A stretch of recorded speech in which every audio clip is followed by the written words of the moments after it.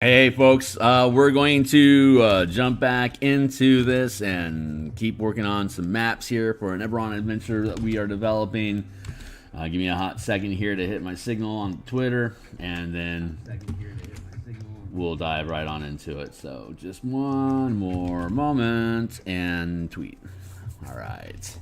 So let's see where we are at.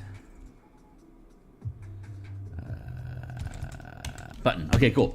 Okay, great. So we had previously created this sinkhole map where you can see that, let's see, 5, 10, 5,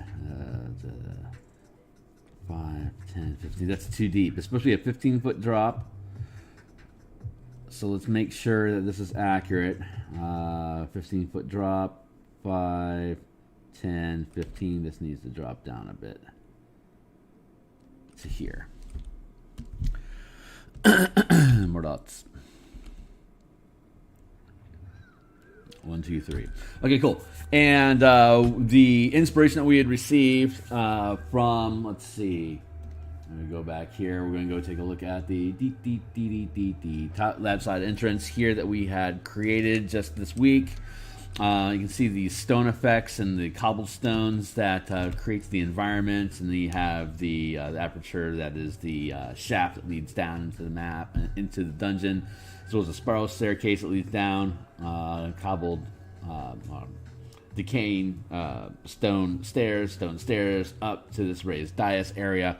And then you have all these separated stones that that are making the environment as well. So there's roughly a 300-yard area from. I'm going to just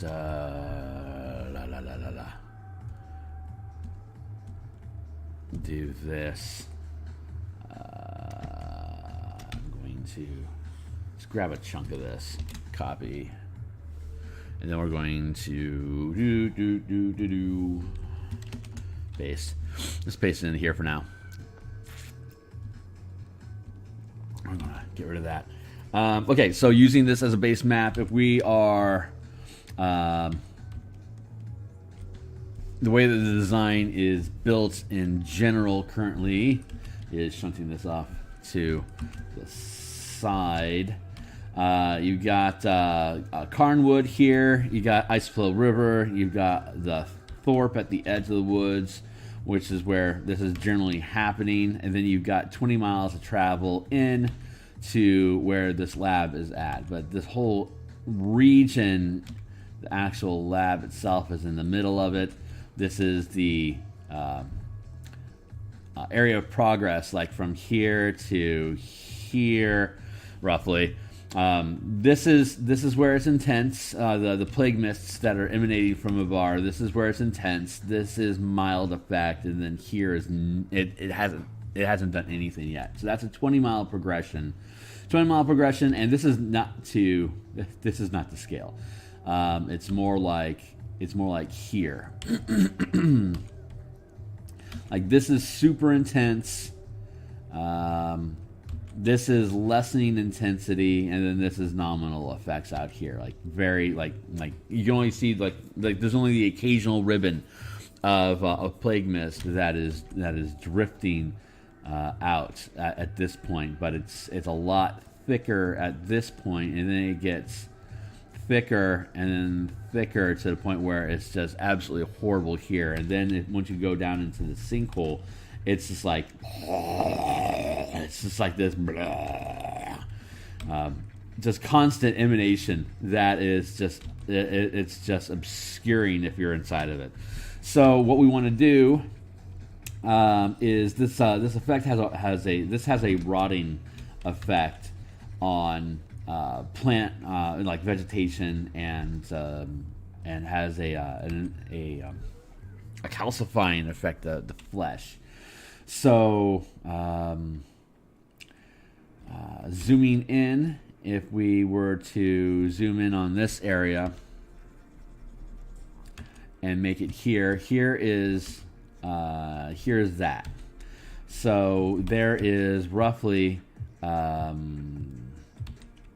It's roughly 600 feet using American distancing. Sorry about that. Let's see. 5 foot square is roughly 2 meters. 120. So it's roughly 240 meters or 600 feet if I did my math on the fly correctly there. That doesn't sound right. Hold on. I don't know why I'm tweaking over this, but it's sticking in my craw, so I'm gonna have to do the math. 600 divided by 5 equals time. Oh yeah, I did it right. Okay, cool. 240. Thank you. Yeah, so it's 240.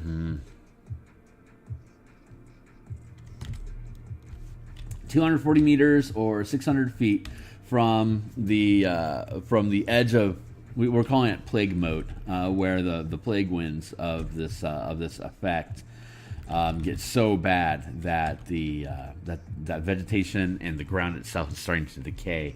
That's where the sinkhole came from. Like the structure underneath this sinkhole has weakened the earth to a point where this just caves in. Hence a sinkhole. That's how sinkholes work. The sinkhole is created by the plague, by the plague mist or the saturating effect of the plague. And so in this area, the 600 foot zone, it's as time goes on, this zone gets larger and larger.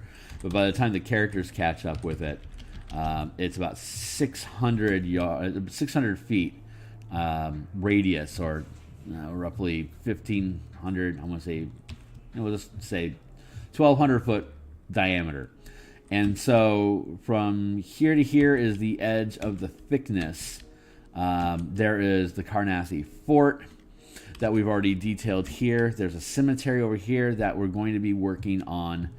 And these two locations, we're going to do some Photoshop magic here real quick. These two locations can rotate depending on which one you want to have the characters run into first, or if you're running an extended campaign, they can be you can position them so that the heroes are biased to run into one over the other. If you're doing a one shot where you're trying to get them to the lab as fast as possible, then neither one exists at all, and you just take them out of the equation so that they aren't variables for the players to run into. But if you're running an extended campaign or multiple sessions, then you have the option of having them both there, and then you can line up which one you want to have run into them. So when we're very crudely building this map, you got 200 meters, you got 240 meters to get to the edge of the stuff. And so it's roughly 200 meters from the cemetery to the topside entrance, roughly 200 meters from the topside entrance to the fort.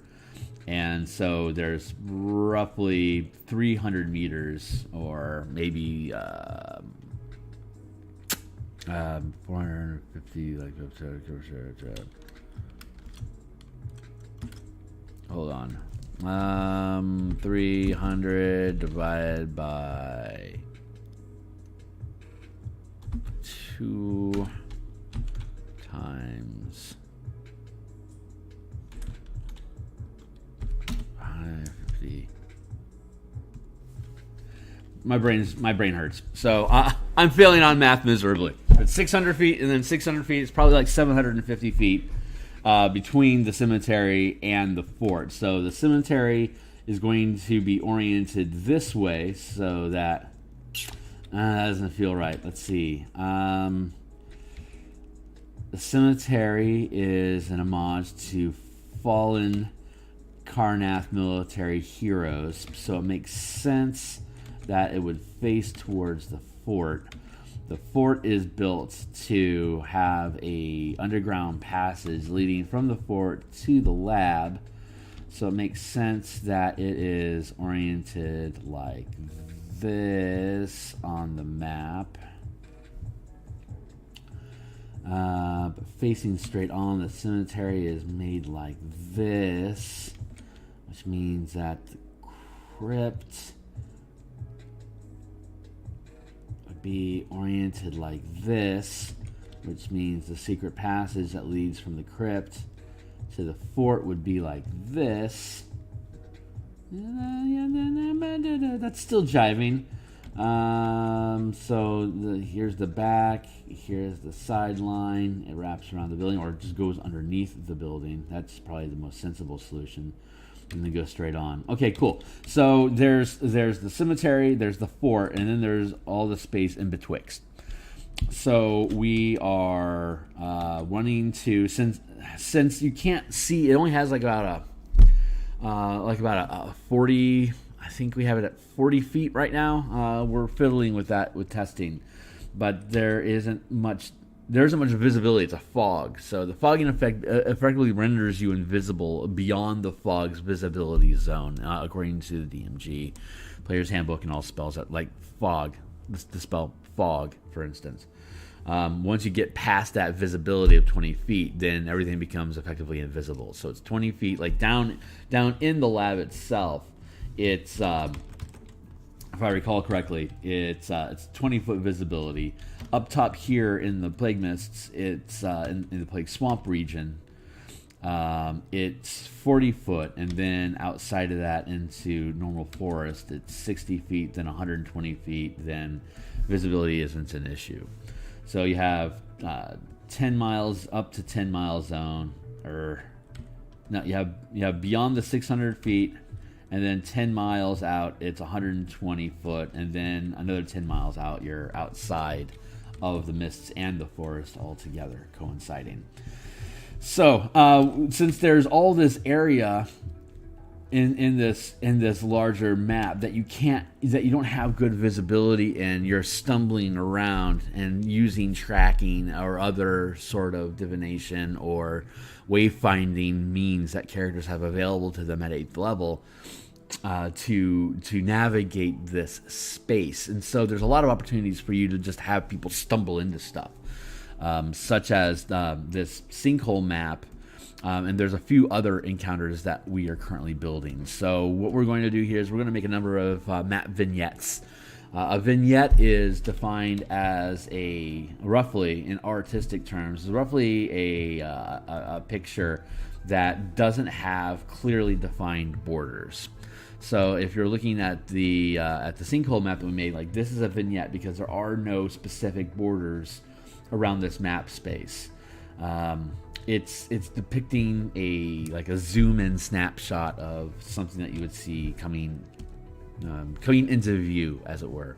The vignette is also, as an example, like most of the spot art that exists inside the Player's Handbook, or any of the Wizard of the Coast products, where it's taking up a quarter page of real estate on a page. Like if this is the page, and then you've got your 2 columns of text, and then you've got a picture of somebody here in the corner, and it's got that watermarked, or that watercolor fade effect that bleeds into the text.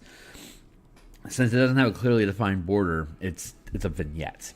So having said all that, we're creating map vignettes that a DM that will be separate JPEG files or printable documents that a DM can just drop onto the page, or drop onto the map as, here's your vignette. So if we were to take this, cut there.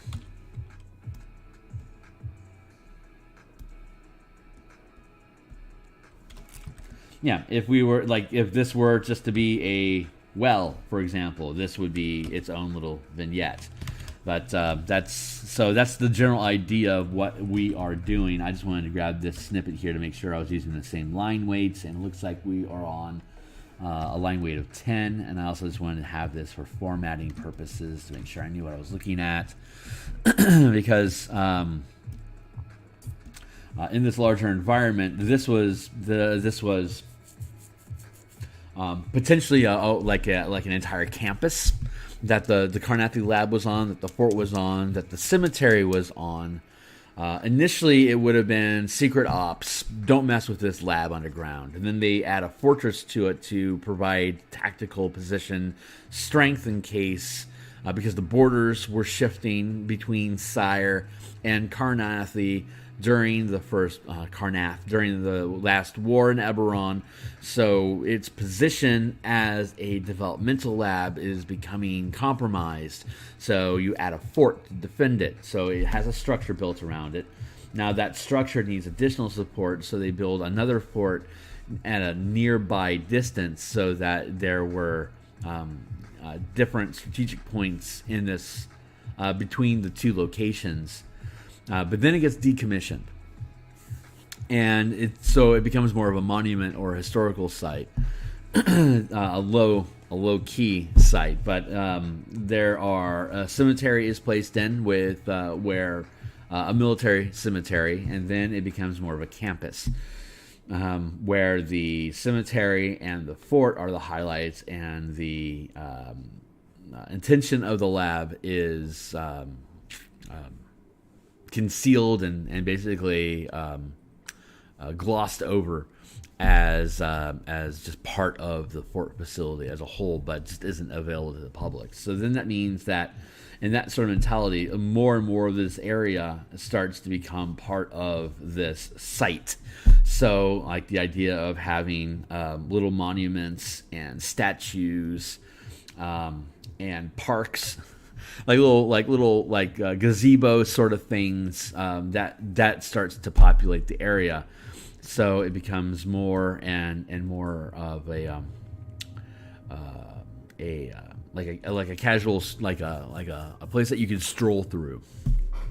And this is like maybe 300 years ago, and then it gets abandoned altogether and shut down, and then the forest overgrows it, and then it gets basically forgotten about and reclaimed, and then rediscovered as part of the prologue of this adventure. And then the manifest zone of Mabar is activated, and the forest rots away, and all the vegetation that was concealing the structures inside of this area become exposed again, but also rapidly decay and become starts to sort of rot away, as it were. So these vignettes that we're doing is going to be the structural remains of what sticks out from all of this crafting. So this the sinkhole, for example, it'd be what a great idea to quote, air quotes, what a great idea to have more structure placed over this as flagstones and stuff. So I wanted to come through, and we currently have like little mushroom patches here, which is what these things are going to be, but I can also swap these things out to be little stone like gazebo constructions and stuff like that. So it doesn't actually read as just nothing that's buried.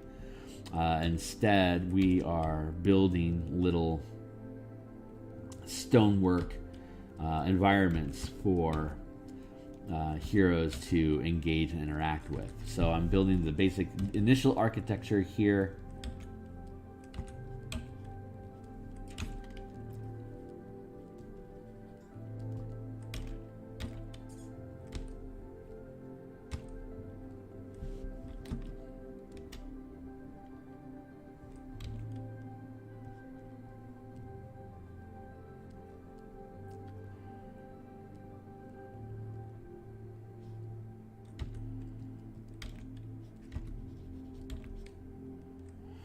That we can then decay. So what I'm going to do is I'm going to grab this, scoop this up, burp, burp, and then extend it.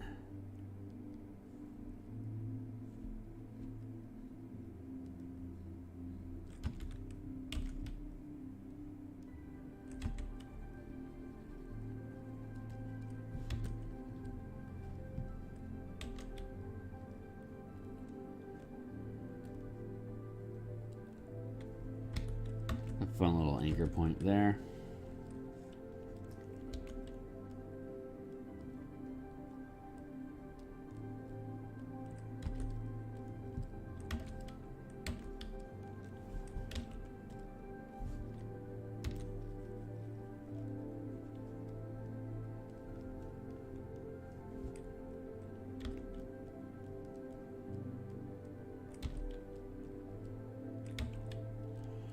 that there. Balancing all things. Here. And here.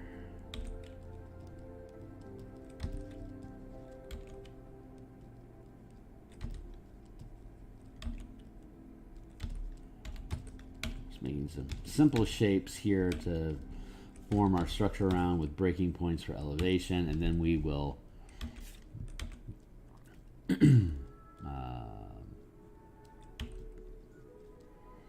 pillar shape here that will be compromised.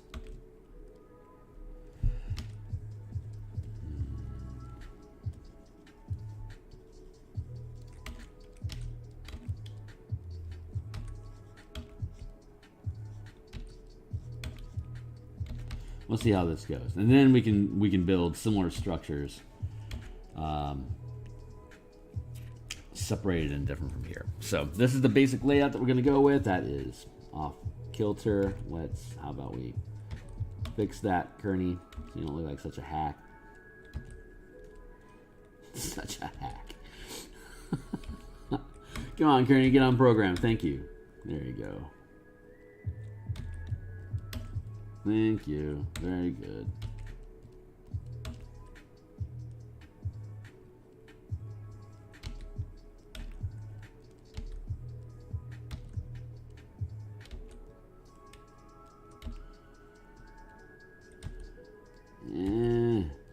I don't know why I'm fretting over that detail so much, but I am. So we gotta pay respect to that. Oh yeah, 6, 7 o'clock here in Seattle. Cool. Plenty of time. Plenty of time.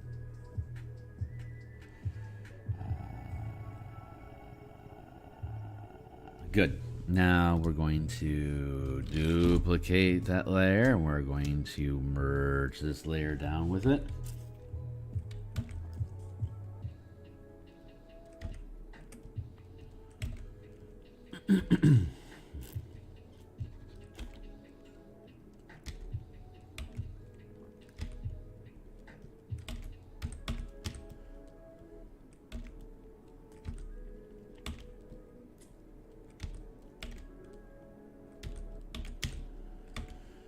Here we can start decaying this rock.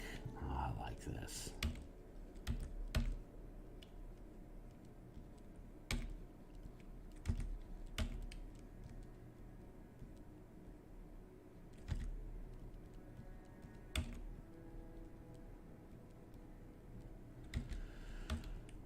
I like this a lot. I can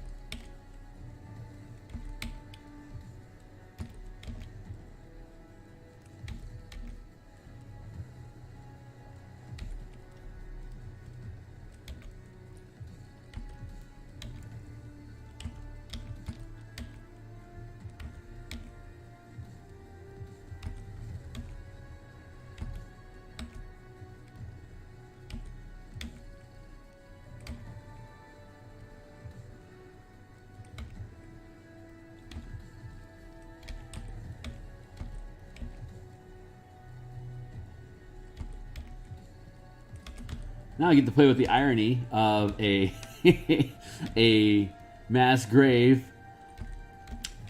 being hidden underneath a monument to Carnathi paladins.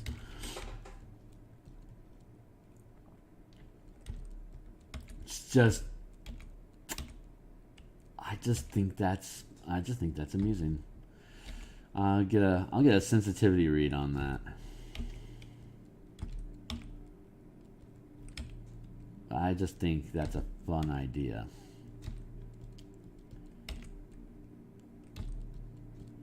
Here, I want to decay away some of that.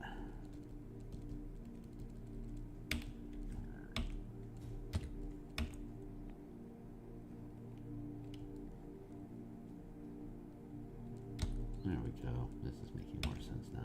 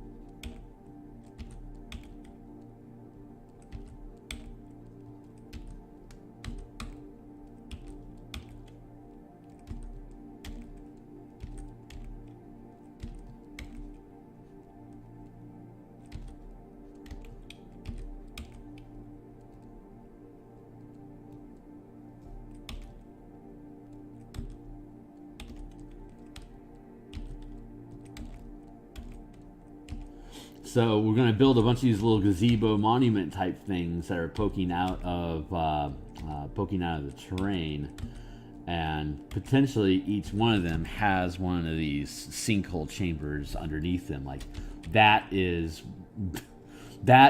why these monuments are even here at all. They are ways to cement down the things that are hidden underneath it, and then it's and then, well, since we have these giant cement concrete slabs, why don't we put shrines of sorts on here?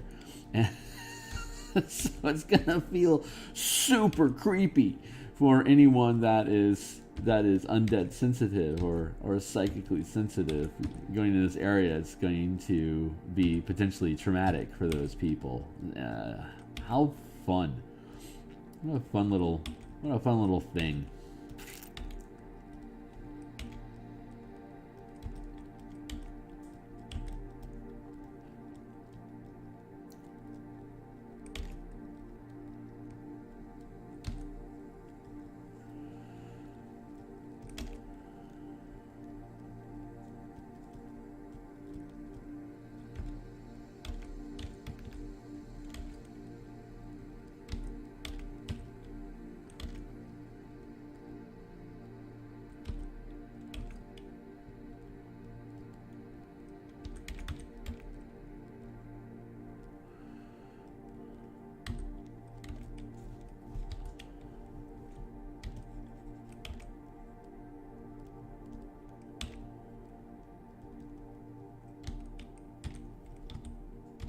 You got these mushrooms here. There's also the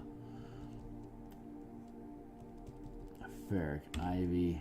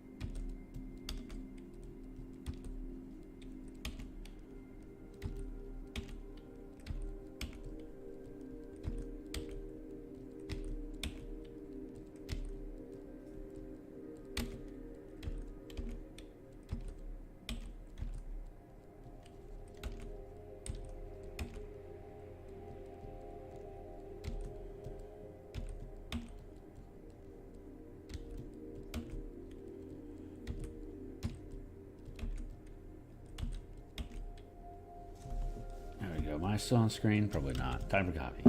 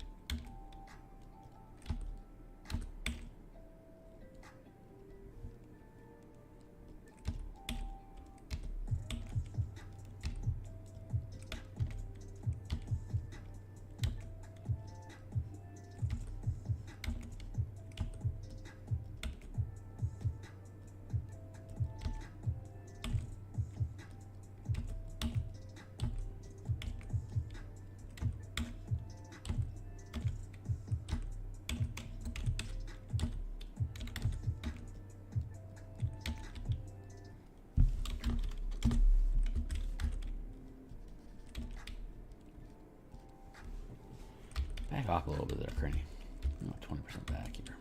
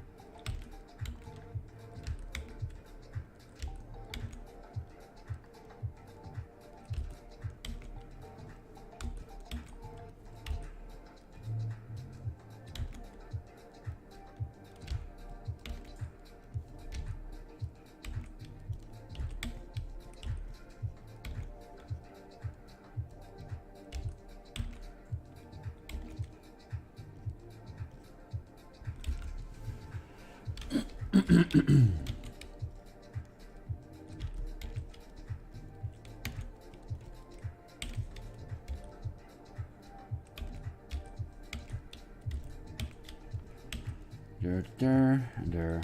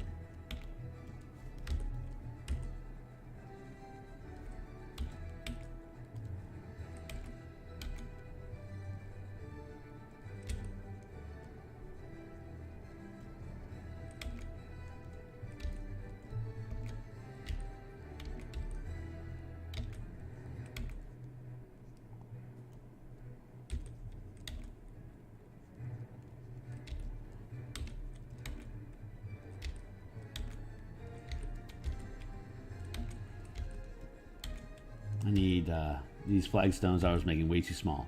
I still want to keep that 5 foot by 5 foot grid that's intrinsic to mapping in D&D, but I also want to use them as visual, as creative elements.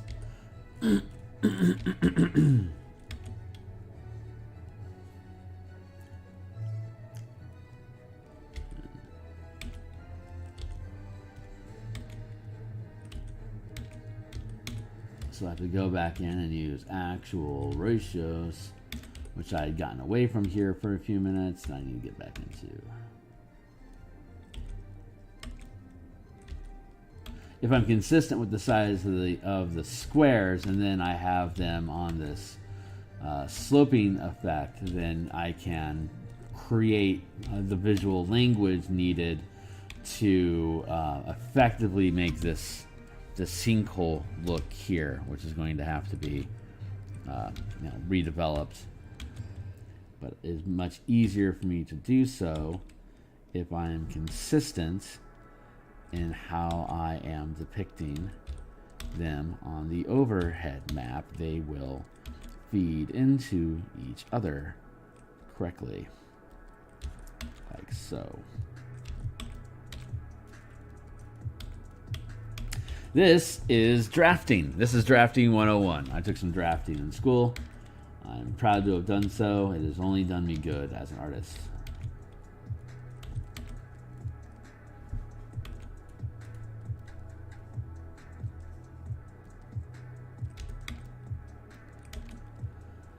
I can hear my neighbors exercising above me, so I'm going to have to give my pound of flesh to the sweat. Get some exercise in myself once I am done with this stream. It is 7:20 here in Seattle. Time for a drink.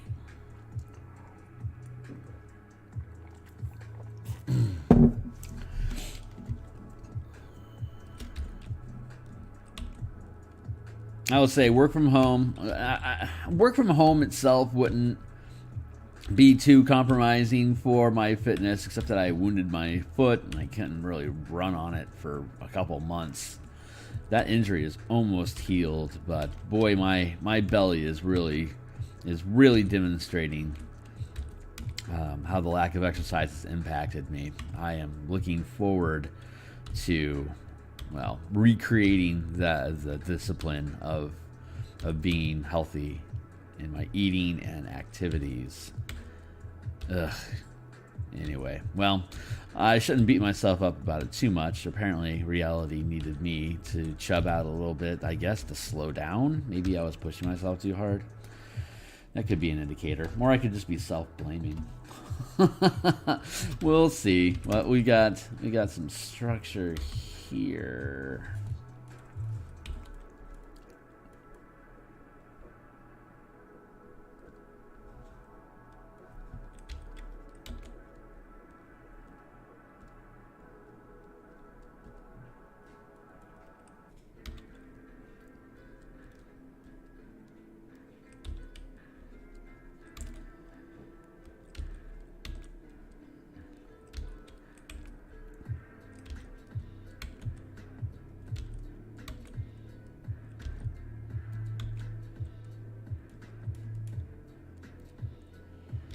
That's okay. I was healthy before, I'll be healthy again.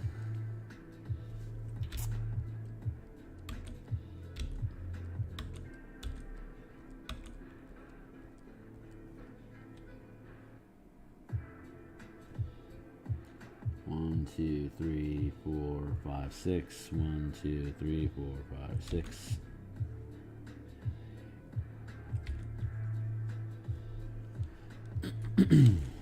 Here.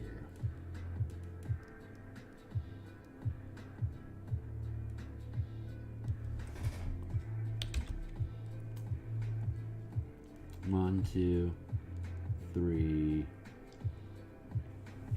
4. 1, 2, 3. Why am I having such a difficult time? Because the squares don't read so well. So, let's see. Here you got 1, 2, 3, 4 squares, and 5. Okay. So 1, 2, 3, 4. Okay, yeah, I was reading that right. 4 squares.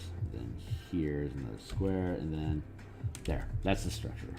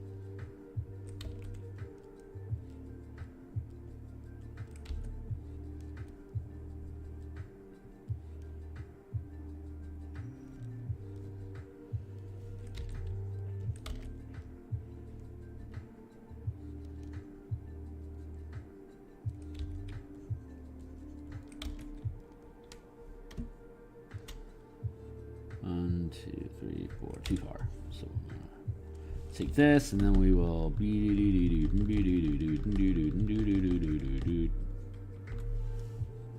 5, 10, 15. There you go.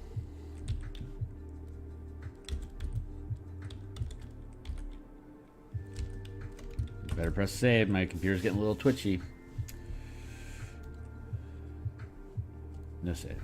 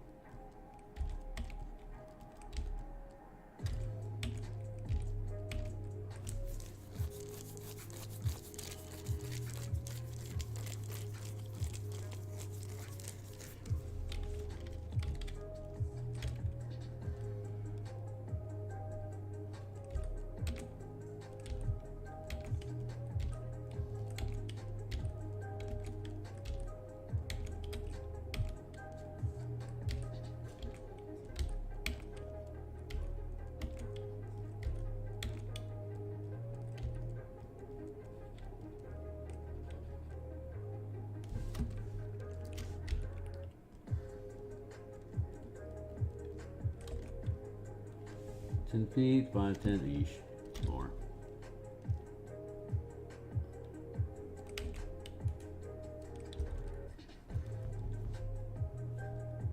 10.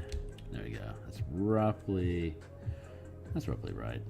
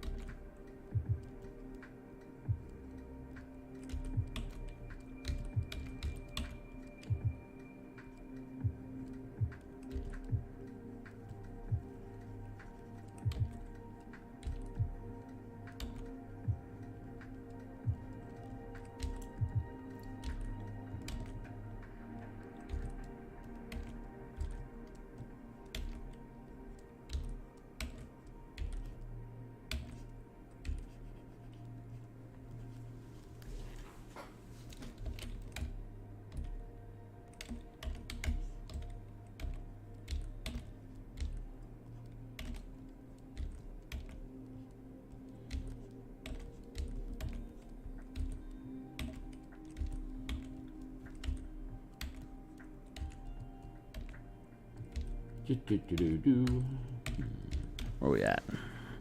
7:30? Okay, well, we're probably gonna put a cap on this one for now and start another one.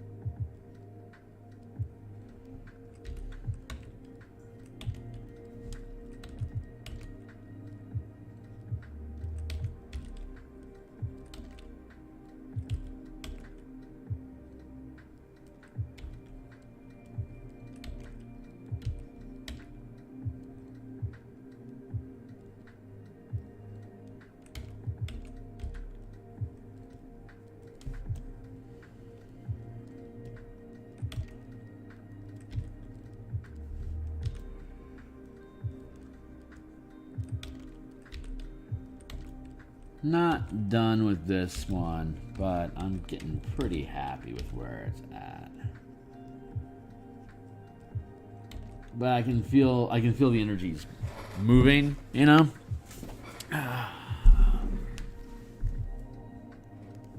That is a fantastic piece of spam. I really appreciate you. Have to blah blah blah. Thanks for showing up. Your spam sets the world free.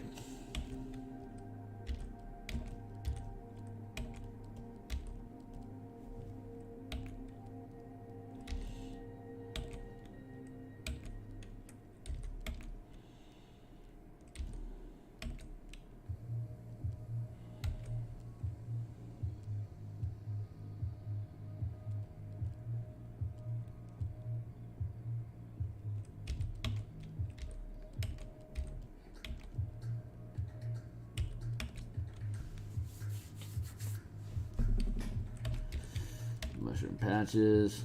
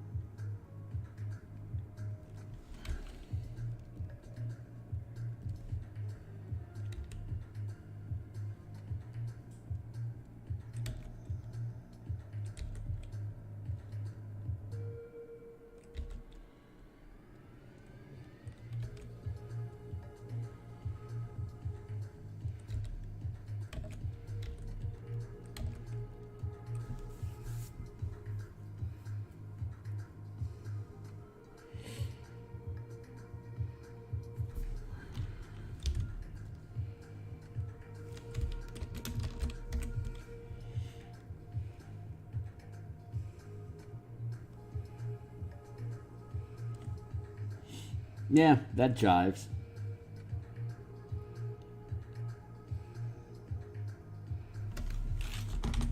Cool. All right, so we can let that one sit.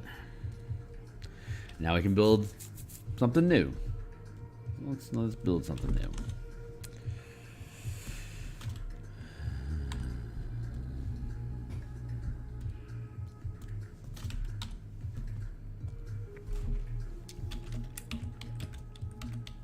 We'll just start with a shape.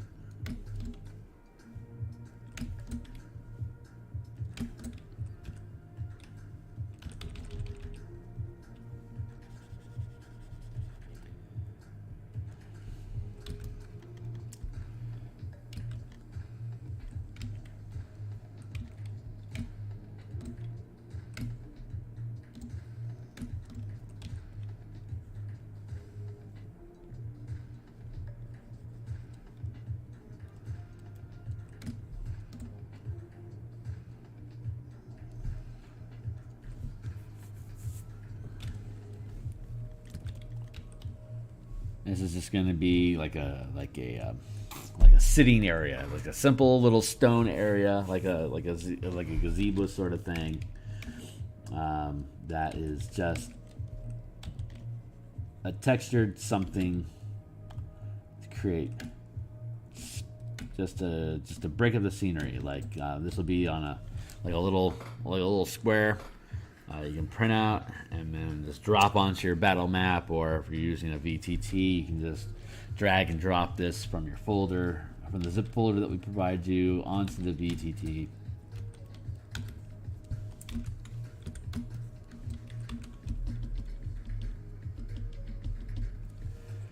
There.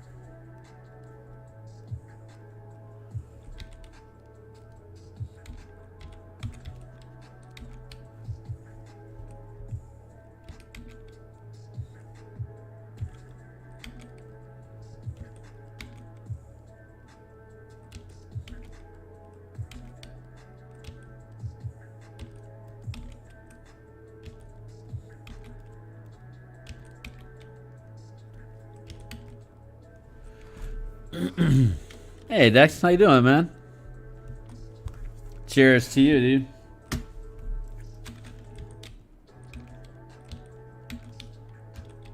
Yep, you don't get the work done unless you do the work every day, you know? I mean, I get to take my breaks, but it's the daily discipline that gets the job done.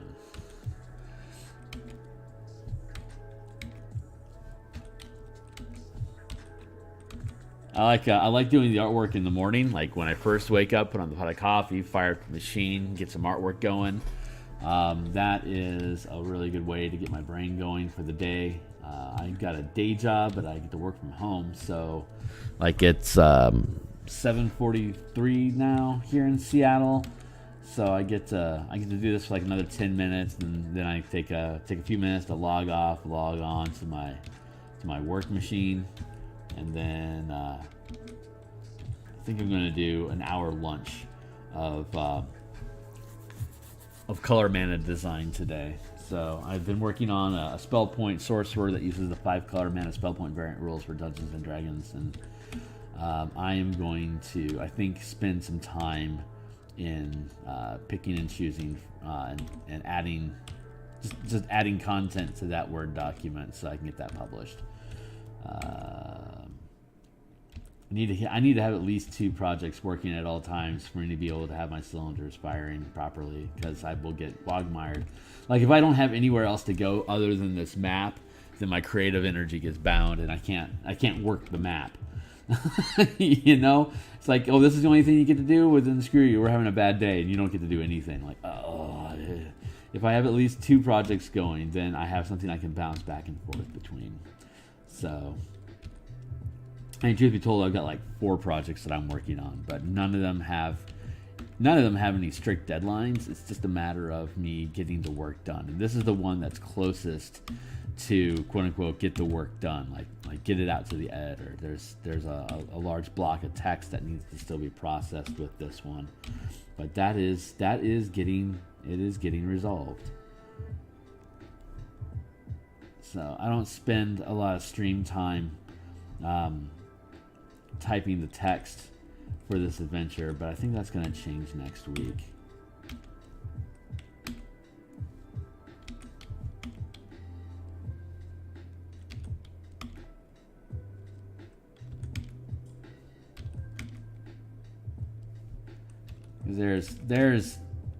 There's respecting the process, and then there's procrastination, and I don't want to. This is an intimidating project for me. Anything that's more than 50 pages is pretty intimidating for me in general. So, and this is like an 80-some-odd page document. That is just like the layouts and all the illustration and just the raw logic into building an adventure that doesn't obviously break on contact with the team.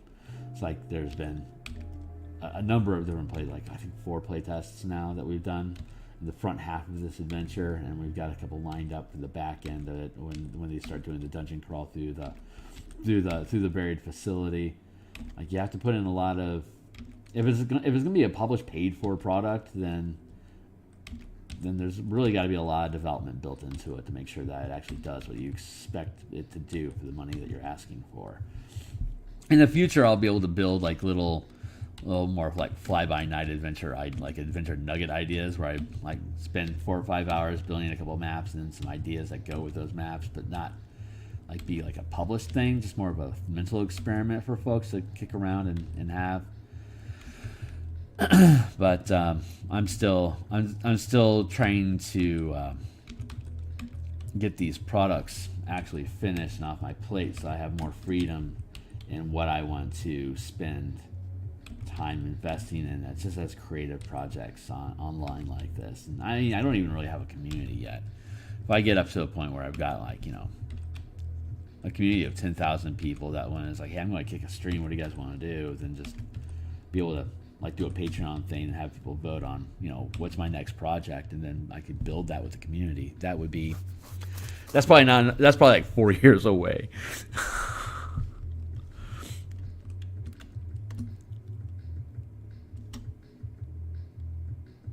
I've seen that.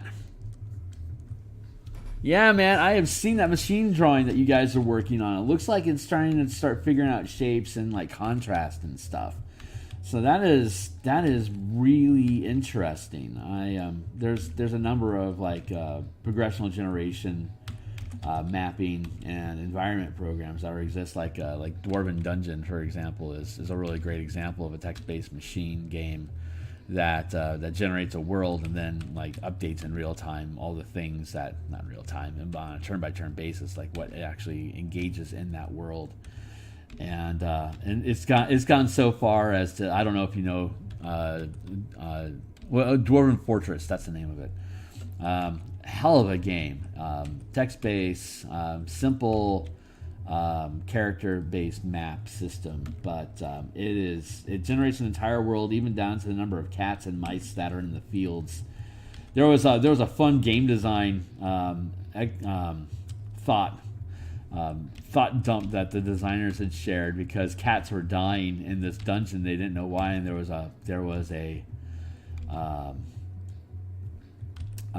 this Dwarven Fortress had a tavern in it, and there were cats in the tavern, and they literally would track when a dwarf was so drunk that he would spill his drink, and then the system would have cats going across the spatters of beer on the ground, and then the machine had it would do a check to see if the cat was dirty or not, and if the cat was dirty, it would actually clean itself, which the machine would register as eating whatever was on its feet. And since it was eating a unit of beer, and the mass of the cat was so much less than the mass of a dwarf, that one unit, like if it takes like 10 units of alcohol to make a dwarf drunk, it only takes 1/50th of a unit to make a cat drunk. But if a cat is so drunk, it becomes poisoned. It gets alcohol poisoned, literally died. So they had this rash of dead cats in taverns, and they couldn't figure it out, is that they had actually gone through the effort of coding the biology of alcohol tolerance into cats. And when it would step onto an area that was designated spilled beer, they hadn't parceled out that's not a full unit of beer. That's only 1/100th unit of a beer. So if a cat were to walk on it, it would immediately die when it goes to clean its paw, because it would effectively drink an entire pint of beer by licking its paw, because it hadn't properly coded the volume metrics of what a splash is. It was just 1 unit of beer. They didn't think anything about it until the cats were dying. And it's like, what an intense depth of code design and unexpected results that correspond to that. And I can't imagine how something like interactions like that, how it can impact decision making to, I am going to draw a triangle. Like a computer deciding to draw a triangle. What thought processes and misfires could occur in that thought process. So, yeah, Dwarven Fortress is still out there. Yeah, no kidding. Well, it's just it really speaks to, if you're working with machine languages, somewhere inside that code it's making decisions, and those decisions have hierarchies, and then those hierarchies can invade other unintended area. Yeah, you know this better than I do. But those unexpected results that are kind of intelligence that are playing out and how they're interacting, and then being able to see where that thought process comes from, and then fixing it. Yeah, I think if you do a search for Dwarven Fortress drunk cats, I think that might be able to pull up. It was like a design talk. It's like an interview where the designer was talking about like mishaps that go along with like a highly generated game. So it's a fun watch. But I geek out on like Kung Fu, the game that never that almost didn't happen, or things like that. There's different channels that do like the history of game design and like where those things came from, and the mishaps that happened with them along the way. What time is it? It's 7:53. I'm gonna have to cut stream here in a few minutes and pay the man my pound of flesh, but I can still scroll this out for another minute or two.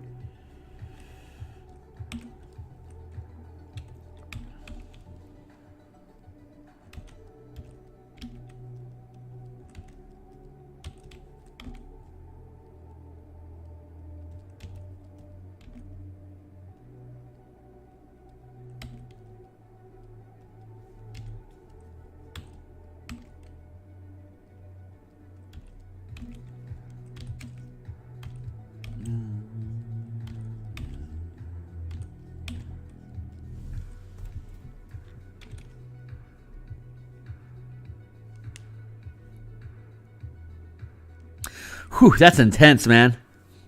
Cheers, dude. Man, thanks for the support. I really appreciate you. Yeah, we're gonna come back and do more of this. I mean, tomorrow is Saturday, so that's a design jam day. I'll probably be doing some stream time in the afternoon, but I might be doing some adventure text like regional descriptions or maybe some logistics stuff. I'm not sure exactly what I'm gonna be getting into. But I never have a guarantee of streaming during the weekend because I spend a lot of time with my gal. And but if I'm around, I'll drop a signal. So cheers, man. I hope you have a great day. And you know what? Honestly, this is a great place to stop for everybody. So everybody, I appreciate you being on board. We're going to keep doing this. Stick around. So there's more to come. And tell someone you care about. Cheers.